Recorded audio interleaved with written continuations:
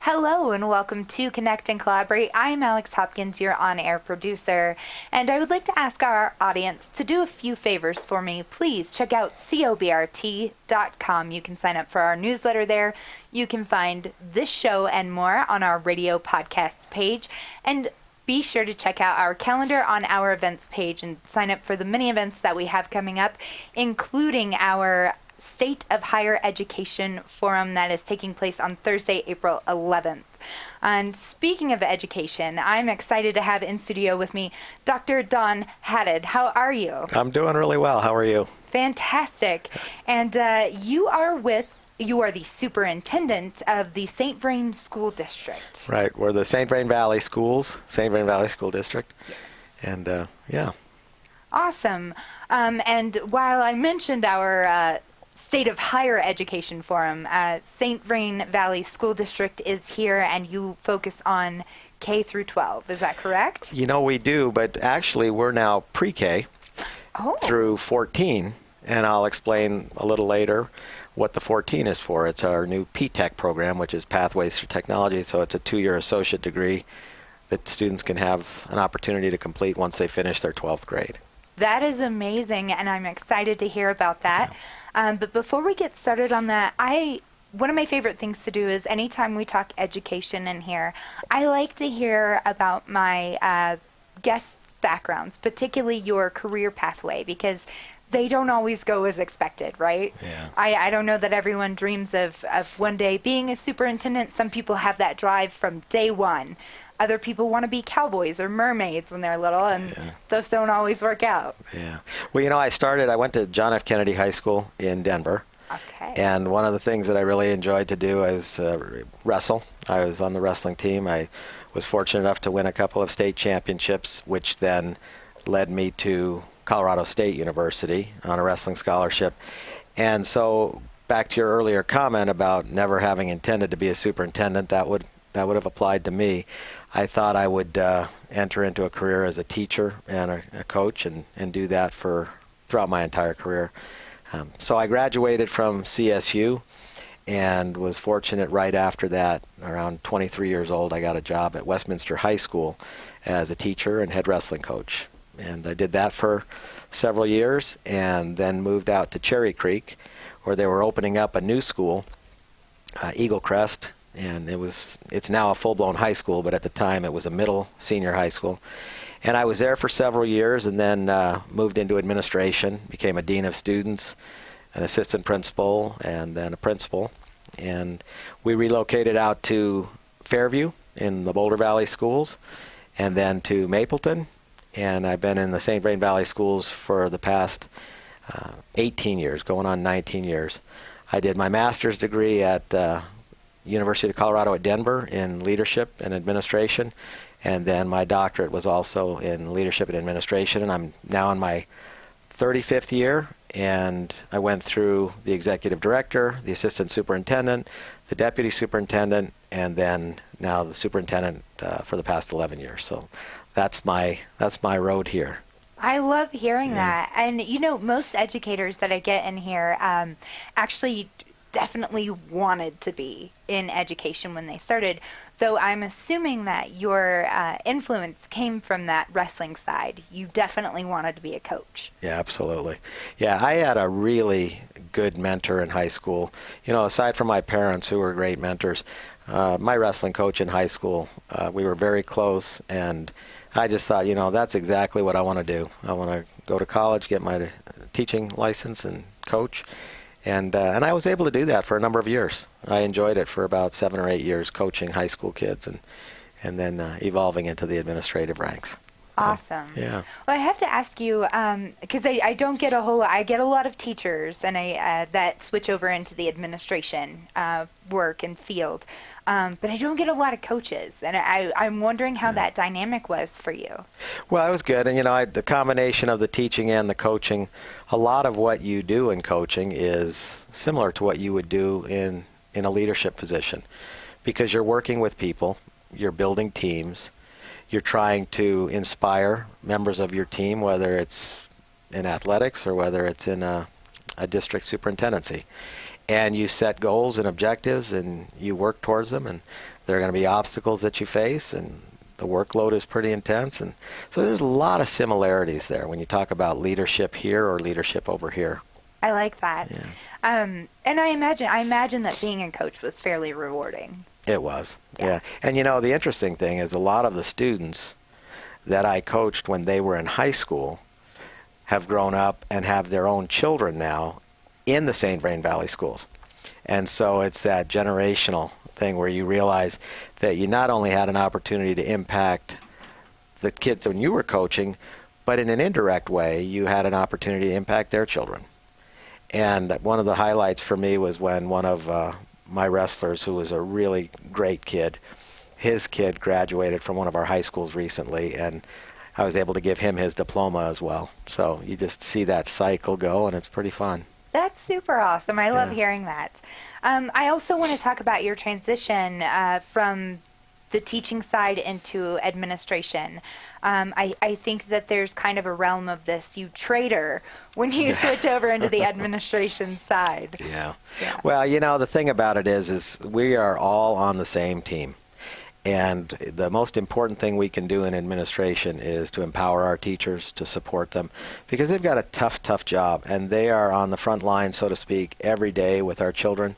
And so what I view as my most important role as an administrator is to clear all the obstacles out of the way for our teachers, to create work environments for them that are conducive to great learning, and to be as supportive as I can in providing resources for them, providing everything that they need to do a really challenging job. And the good news is they do great work. And the other good news is, having been a teacher and having seen it firsthand, I understand just how difficult it is. A lot of people feel comfortable telling teachers what to do and how to do it and what they should think and how hard their job is. But the problem with it is a lot of those people have never done it. Exactly. Once you've done it, you have a whole new appreciation for how difficult it is.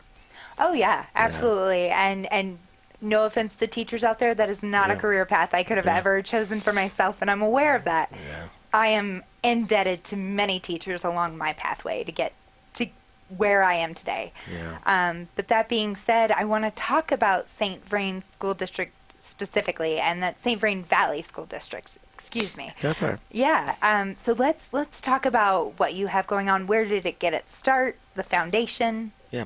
Well, first of all, a little bit about St. Vrain Valley School District. We are the 7th largest school district in Colorado, and there are 178 school districts. We have approximately 33,000 students, pre-K all the way up through the system. We span out over 411 square miles, and it includes Lyons, Meade, Firestone, Frederick, Dacono, Erie, Niwot, and Longmont. And within that 411 square miles, we're one of the fastest growing areas in the state and beyond. So when you look at 33,000 students, our build-out plan is actually for about 80,000 students.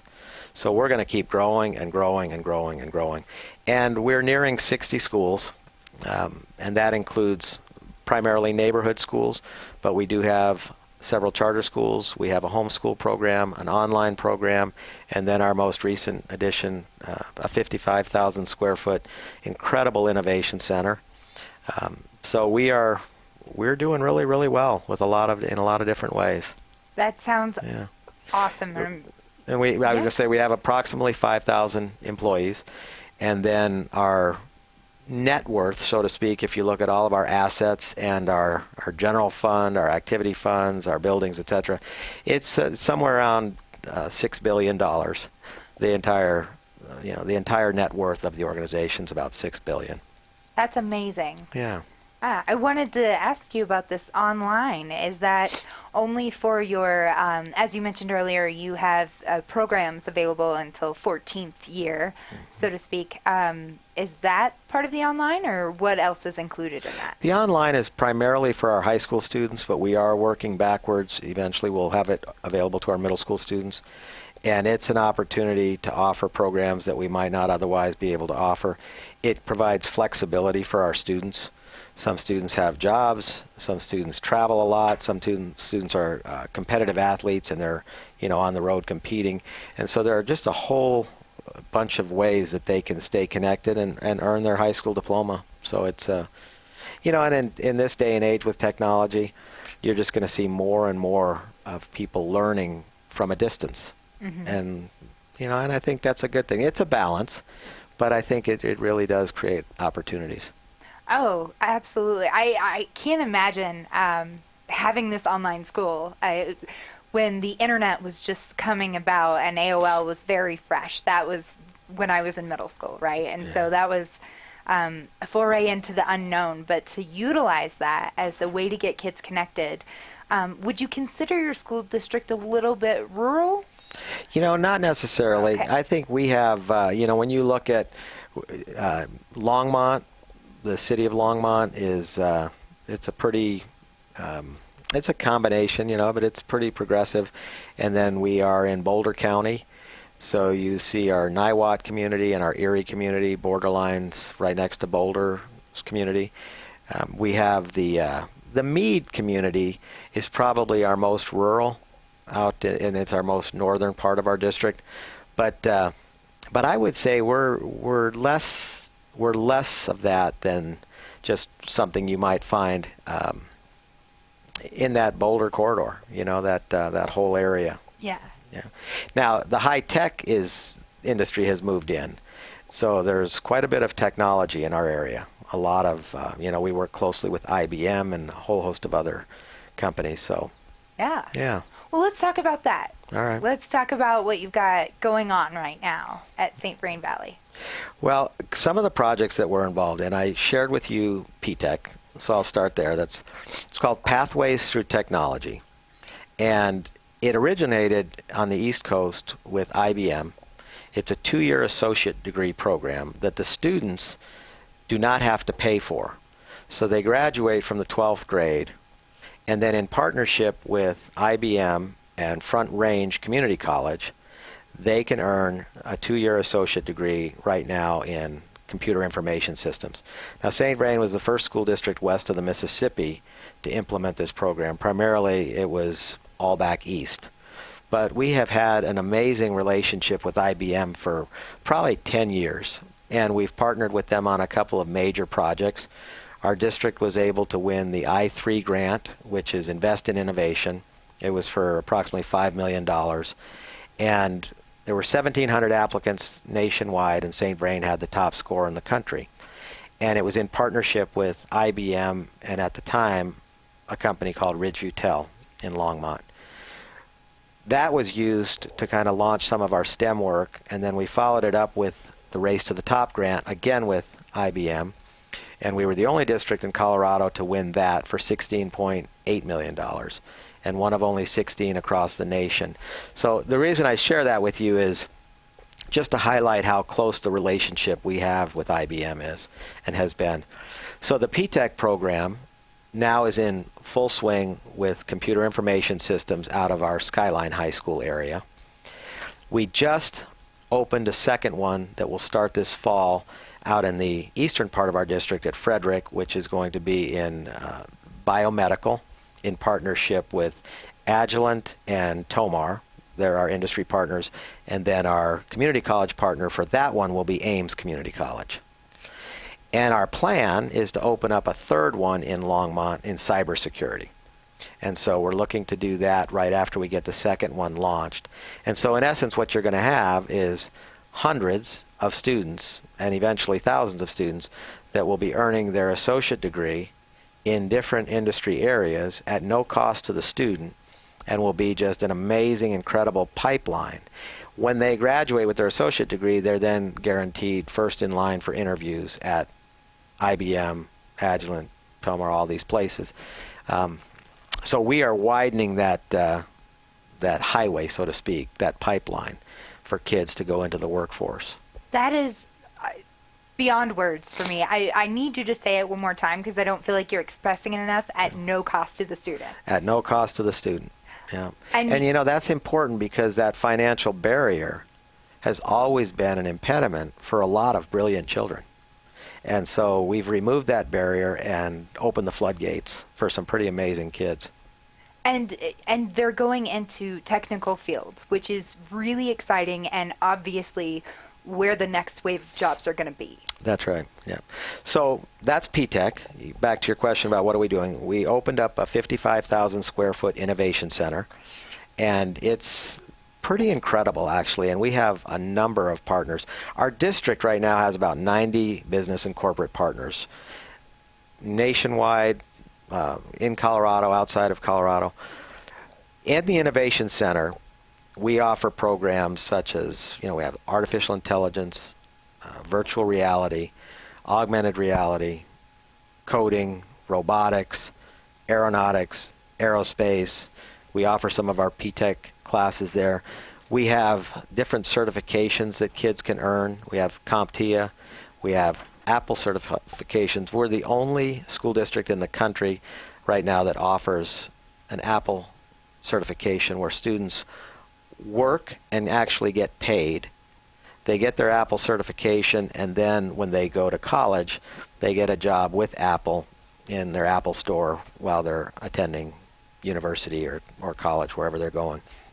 That's outstanding. So, yeah, and then we have cybersecurity and all of those programs. So that's what we're doing with the Innovation Center, and it is just an incredible facility. You can stream across the world events that happen there. It's, if you ever have an opportunity to come up and visit, we'd love to have you up there. The other thing is we have an advanced manufacturing academy that's fully launched this last fall.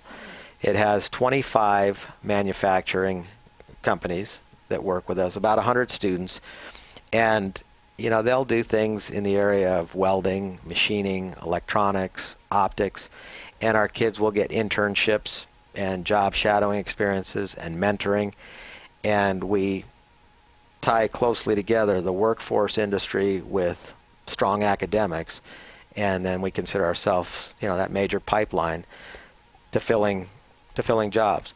I shared with you the Apple certification that we have. We also started a pre-teach program, which we're growing our own teachers in partnership with the University of Colorado at Denver, and we have a large number of students now that are right out of high school beginning preparation to enter into the teaching field. So that's our way of addressing the teacher shortage and growing our own.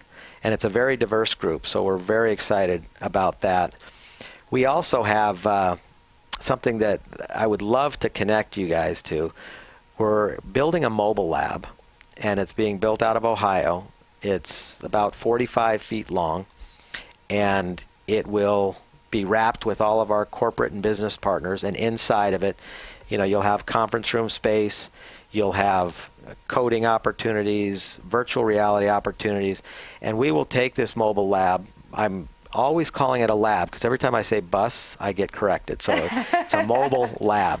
But what you can imagine is we'll take it to the mall in our area on a Saturday, and people can come in and do virtual reality performing heart surgery.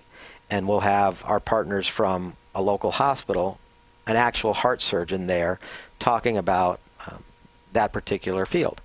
And so you can use technology to do that. There'll be artificial intelligence, there'll be a whole host of different things.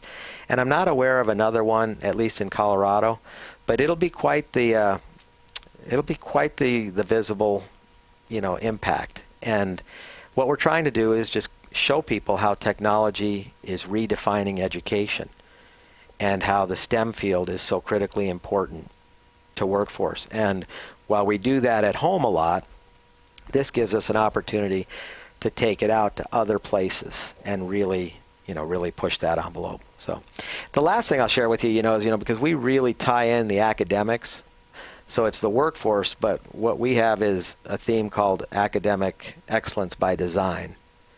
And that strong foundation of learning is key to who we are.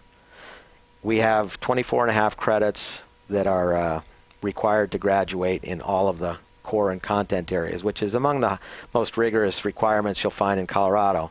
And so we have that, and then layered on top of that, we have the innovation. And so we called it Foundation Ovation. And so you have these two things, foundation, innovation, that come together. And the significance of that, Alex, is that in education today, you have to have both. You can't just prepare for the core and the content and the test. You have to have the innovation, the problem solving, the creativity, the higher order thinking. But you can't bypass that foundation either. And so they have to come together to create what we call that just incredible educational experience for our kids. There's a lot more that we're doing in a whole host of different areas, athletics, music, drama, theater, debate, academics, you name it. But those are some of the highlights. Those are amazing highlights to have. Just reiterating this, I think one of my favorite things that you have, all of them are, are amazing, but this pre-teacher program that you have, and you mentioned several times growing for this field, growing for this field. One of the things that we've seen lately in the workforce is that we don't have a whole lot of Coloradans that are entering the workforce. It's usually people coming from outside into Colorado, which we can't stop people moving here, and we hope that they join the workforce when they do. But we want to also ensure that there is a space for our own Coloradans to make sure that they're paving their way into the workforce. Yeah, absolutely. And teaching is one area. I knew I wanted to be a teacher when I was in high school. Yeah. And so there are children, and I refer to them as children, but they're young adults when they get to high school. They know that that's something they'd like to do. And when you provide that opportunity for them as they're developing and they're growing, they can begin to customize their schedule in high school. They can begin to connect with a mentor or two. They can begin to take and make college visits and begin to see what the education pipeline looks like when you get to college. And it really does, it gets them off at a great start. And so we're doing that with teaching, but we're also doing that with those other industry areas. And so what we find is even high school, we like to say we're starting in preschool and preparing them for these jobs, some of which we don't even know what they're going to be. But we take that very seriously. And I always say that today's ninth grader is yesterday's freshman in college. So if you think about it, where they were as a freshman in college in terms of sophistication, intellect, capacity, we're seeing that in our current ninth graders. And it's not a knock on these kids, it's just how fast things are advancing with technology. Exactly. I get a lot of businesses in here that preach about wanting to have these kids start earlier, always have them starting earlier down a career path, and you guys are actually providing avenues for that. Yeah. Well, you think about it. We have 26 elementary schools. And the reason I pause is because we have a couple pre-K through 8. But in every one of them, we have high-quality preschools. And in every one of them, we have high-quality full-day kindergarten. And we have 2 early childhood centers over and above that. And we start in preschool with STEM. And we use design thinking, which, you empathize a problem, you ideate a solution, you prototype it, you test it, and then you revise it. And that causes kids to be able to solve problems, to work in teams, to communicate, to overcome obstacles. And that type of thinking methodology lends itself to a future regardless of what it is they're going to have to be working on. Because with technology changing everything so fast, you can't rely on rote memorization. You actually have to learn how to think and problem solve and those kinds of things. So we start in kindergarten, and as you go all the way up, when you get to our high school, but it's middle school and high school, we have focus schools. So in one of our high schools, you can go to the Medical and Biosciences Academy. In another high school, you can go to the STEM and Visual and Performing Arts Academy. In another high school, you can go to the Aerospace and Aeronautics Academy. In another high school, you can go to the Leadership Academy. In another high school, you can go to the Energy Sciences Academy. In another high school, you can go to the Virtual Learning or the Distance Learning program. In another high school, you can go to the International Baccalaureate program. In another high school, you can go to the Engineering Sciences. And all of these programs are over and above the traditional, rigorous, advanced placement, everything else. And when they graduate in these programs, they have finished their first year of college, and they transfer into a college, university, CU, CSU as a sophomore. So it's not only financially lucrative, but it's also in terms of their preparation. It's a pretty incredible And these things were never available to us. That's why when people talk about public education today, I say, you guys, you have no idea how smart these kids are and how talented they are.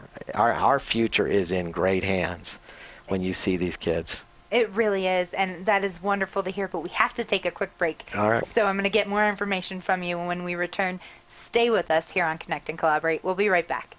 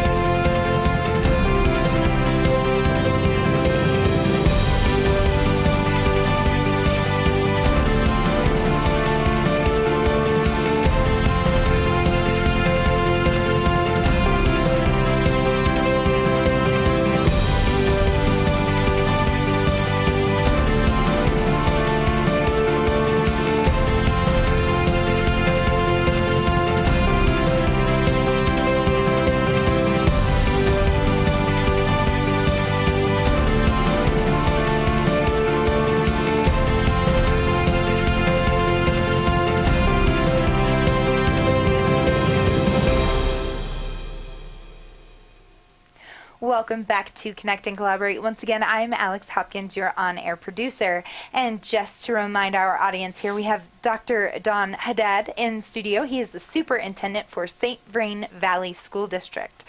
In this last segment, we were talking about all of the amazing things that you have going on, all of the programs that you have at each one of your high schools, and the importance of maintaining the children that we grow here and maintaining that workforce to stay in Colorado. You mentioned quite nicely that the future, we're in good hands with our future. We are.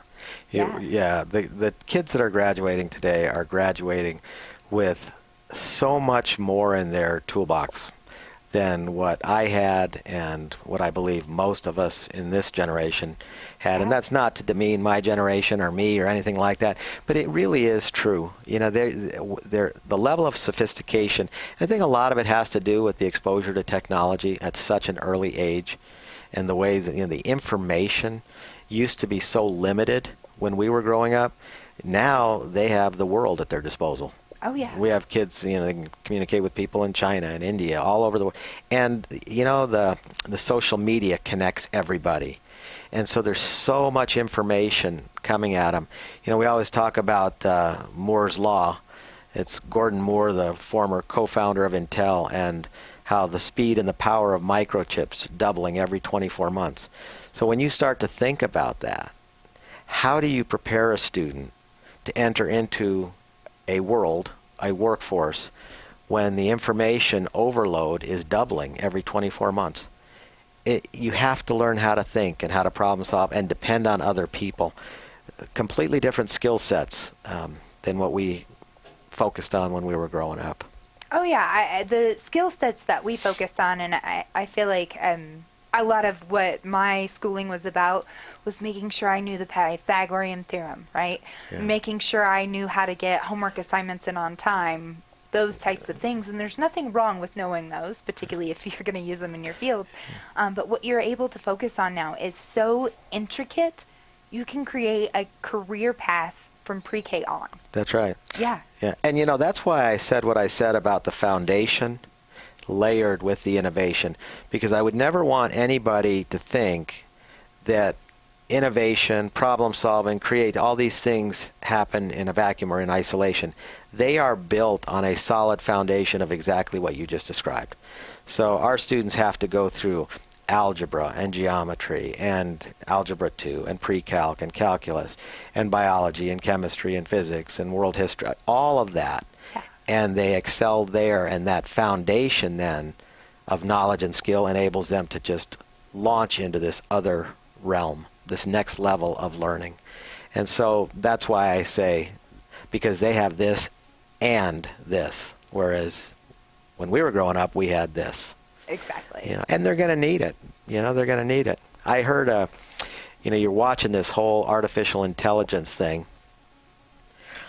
Watson, with IBM, we learned can take the cancer records for 1 million patients and analyze them and assess them and prescribe a treatment plan all in 15 seconds.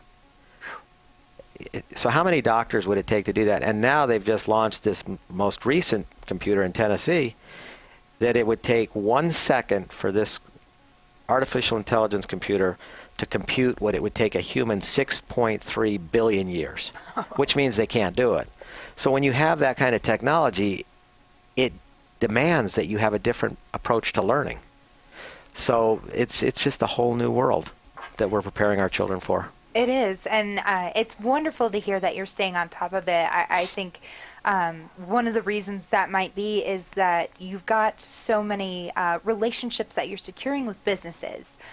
You mentioned IBM, which is a great one to have. It's a national one. But you've also got some local business relationships. Do you mind talking a little bit about that and why that was so important for you?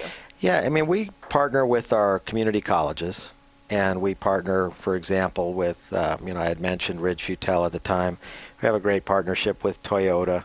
We have a new partnership with Tomar, and then Agilent, and Sphero and SparkFun, and a whole host of these local areas that come into our schools and work with our students. And, it's not local, it's more national and actually global, but we have a great relationship with Apple. We have a one-to-one initiative where all of our students pre-K through 12 have an iPad, and they can take that iPad home, and it extends the learning experience. And we have that in all of our schools, and just the kinds of partnerships that we have right now are so critically important because they inform you as to what our students are going to need to be successful in their work environment. And so we don't want to assume what it's going to take for our kids to be success. We have advisory boards where these folks sit on our advisory boards. They help us develop the curriculum. They provide internships for us. Like, for example, IBM, we have 100 mentors from IBM who partner with our kids and mentor them and meet with them on a regular basis. And they work together on all of this stuff that they're doing, at the Innovation Center. And, Alex, it starts at an early age. We have what's called Innovation Academy, where our first graders, second graders, and third graders will go in the summer, and they'll work on solutions for a smarter planet at the IBM campus with engineers walking them through the process of problem solving. And this is when these kids are in the first grade, in the second grade. So that's how early the exposure is. But we have we have the oil and gas industry. We work with Anadarko and Crestone and some of these folks with our Energy Academy. And so I could just go on and on and on about the numbers of partnerships that we have, but it's something that we actively seek them out. I was a member of the board of directors for the Longmont Area Chamber, and I was a member of the board of directors for the Carbon Valley Chamber of Commerce. and a member of the board of directors for the Longmont Area Economic Development Council. And so we partner with these folks, recognizing that the work we're doing is the catalyst for business and workforce development. And, to show you how they view us, we were selected as the large business of the year by the Longmont Chamber. We were selected as the large business of the year by the Vrain Valley Chamber of Commerce. And we were selected as the catalyst for economic development by the Longmont Area Economic Development Council, and most recently by the Boulder Chamber of Commerce for the most innovative business in Boulder County. And so they see us as a school district and a business combined. And all of the partnerships lead right to that end result, that we're preparing our workforce. That is impressive.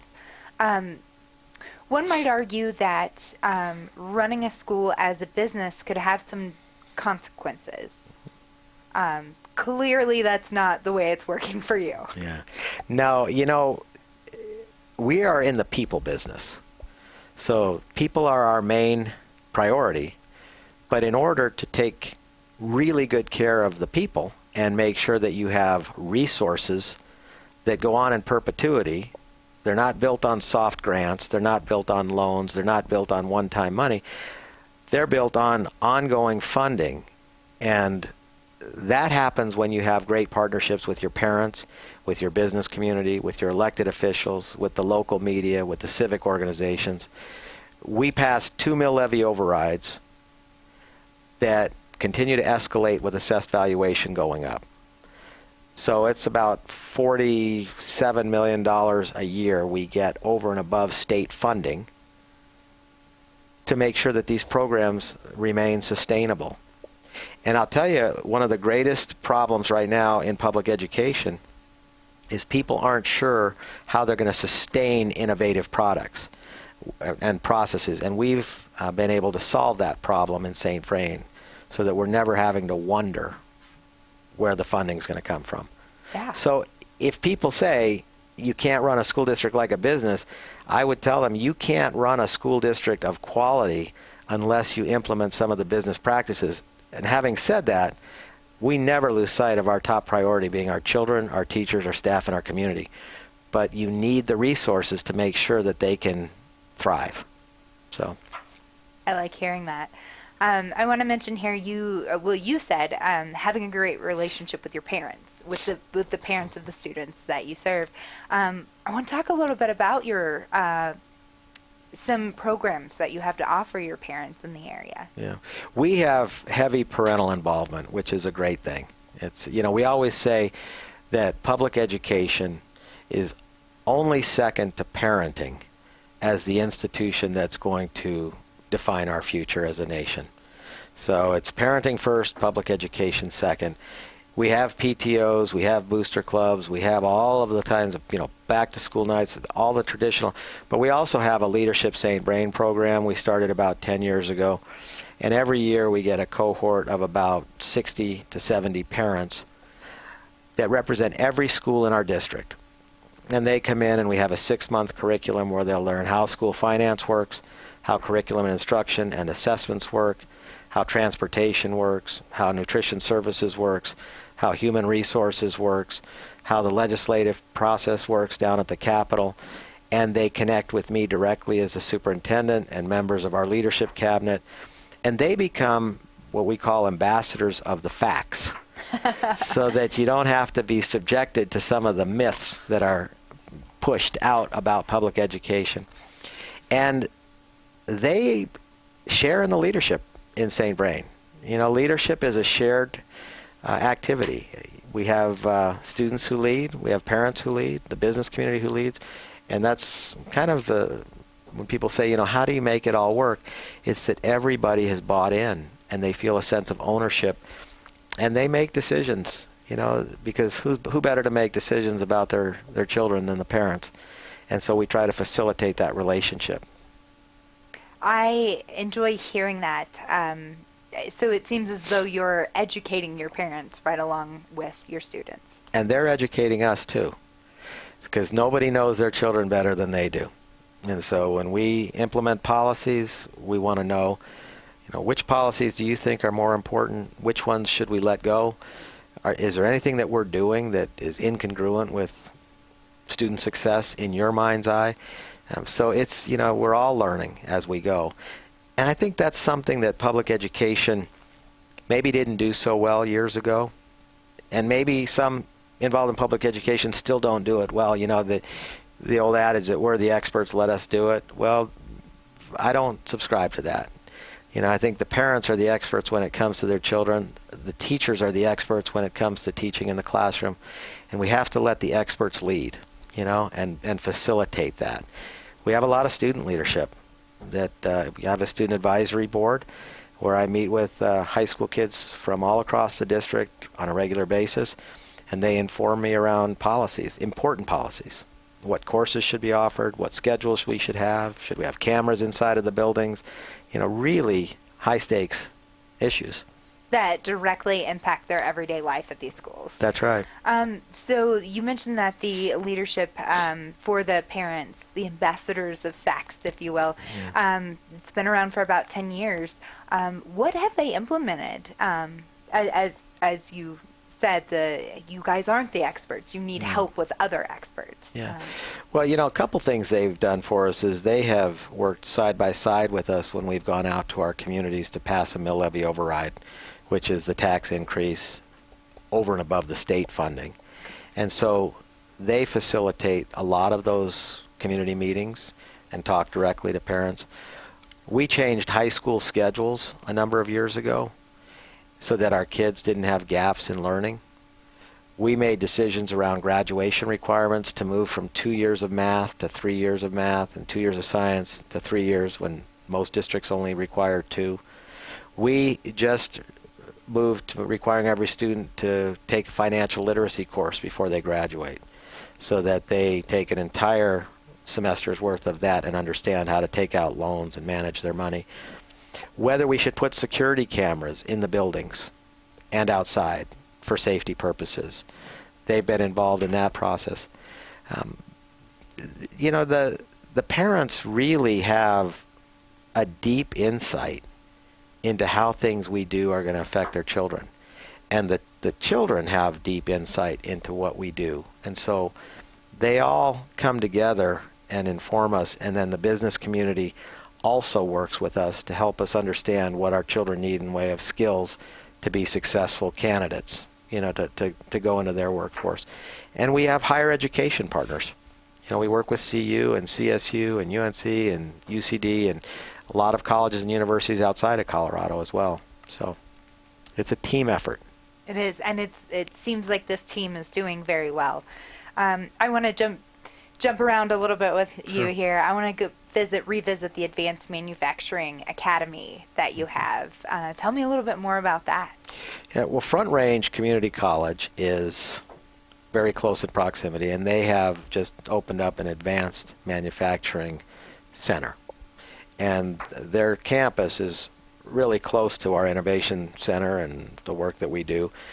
So we offer programs, welding, electricity, optics. We have different certifications, machining, all of those kinds of things. And this academy, we have about 100 students now involved and 25 different manufacturers, and they've formed an advisory board. And so they will all come together in our district. We have some of our folks facilitate the meetings in partnership with them.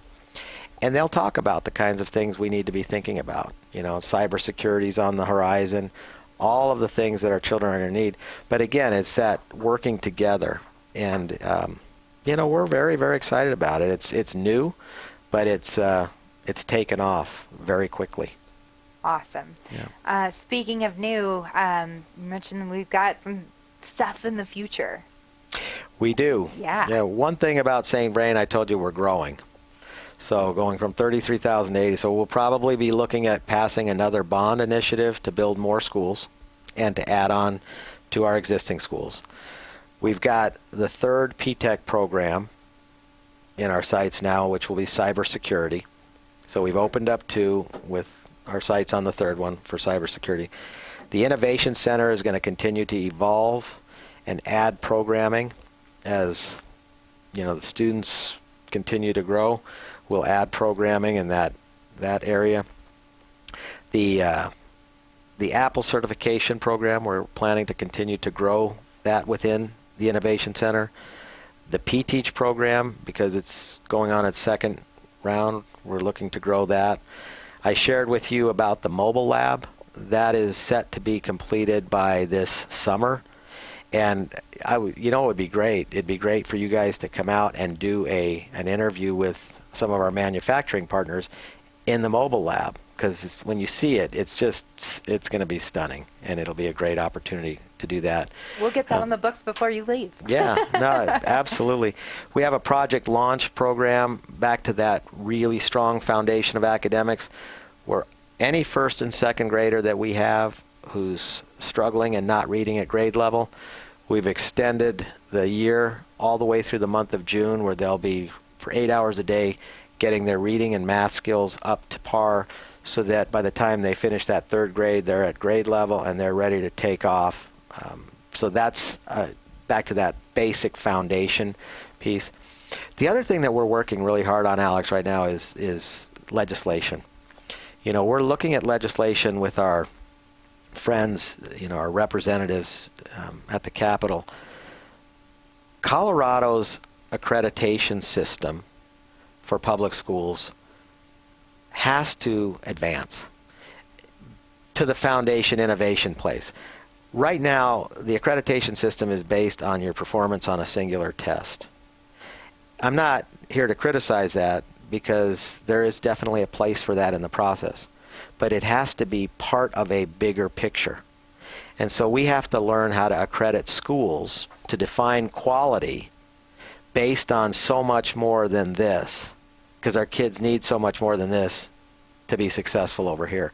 So we're working hard with the legislative process to make some changes in how we define success in a school and a school district, because how schools are accredited is what they're going to pay attention to.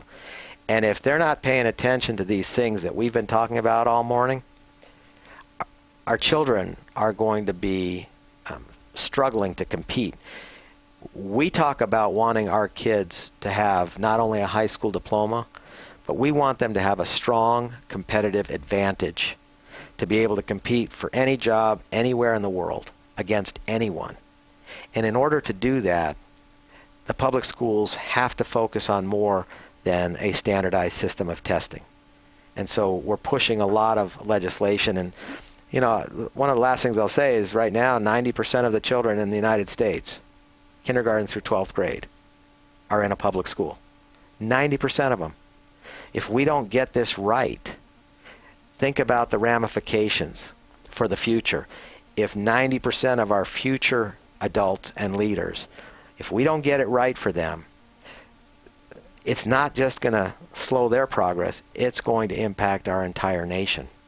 So this is serious work, and we take it very seriously. And so we're going to push legislation that we think is important. There's a lot more on the horizon, but that'll keep us busy for a while. Oh, yes. It will most definitely keep you busy for a while. And, I find it ironic that we do base so much on that one standardized test. In your career, how many times have you been judged on one project? Yeah, no, not very many. And if I were to be judged by one project, it probably wasn't an accurate assessment. Exactly. There's a lot that goes into it, and there's so many other areas that we need to ensure that our children are getting education. That's right. That is exciting to hear. Where can I find more information about St. Vrain Valley School District? We have a website that's very, very solid and very interactive, and lots of information at SVVSD.org. And I'm sure that may not be it. I have a link that I push to get to it. But if people look at the St. Vrain Valley, SVVSD for St. Vrain Valley School District.org, we send out a lot of information to our community. I wish I would have brought some things, but we have amazing magazines and brochures that go out all the time, and not just to people who have kids in our schools, but to all of our taxpayers, senior citizens and other, so that they understand what their school district is doing. And we tell them, this is your school district, and so you have to be involved. and they enjoy that for the most part. For the most part, they do. But we push a lot of information. If you log on to social media, we have a hashtag St. Vrain Storm. So ST, capital S, small t, capital V, small RAIN, capital S, small t, ORM, and then the hashtag. And we do a lot of social media off of that. We do LinkedIn, we do Facebook. Communication is a 24/7 for us. Full contact sport. So. I like hearing that. Yeah. One of my other favorite things to do with everyone that I have in here when they talk about career pathways and things like that is to ask, if you had not gone the route of education, what kind of career do you think you would have pursued? You know, interestingly, I was originally thinking that I would either go into education or law. I have always enjoyed the study of law and the interpretation of law, and how you can take a comma and move it and create a whole different meaning behind it. I also enjoy that that debate, whether you want to call it a debate or taking a law and creating a different meaning to fit to a certain set of circumstances. Yeah. And watching how people use the same statement to draw very different conclusions. And I have always enjoyed that. I did a lot with school law, with, unfortunately it wasn't a fun topic, but expulsions and things like that. That's probably the least most enjoyable part of my job. It's not enjoyable at all. But there's a lot of law involved. And I've always enjoyed that practice. So that would probably be where I would have ended up. Awesome. Kind of a hybrid now, because a lot of what I do does relate to law. Yes. Well, thank you very much, Dr. Don Haddad, St. Vrain Valley School District Superintendent. Yeah. It's been a pleasure having you in studio. It's been a pleasure for me as well. So awesome. Thank you very much. I appreciate it. Yes, of course. Find more information in the description below. Be sure to like and subscribe our YouTube page while you're here. Find this podcast and more at cobrt.com/radio-podcast. Have a wonderful day. Thank you so much. Thanks. I appreciate it.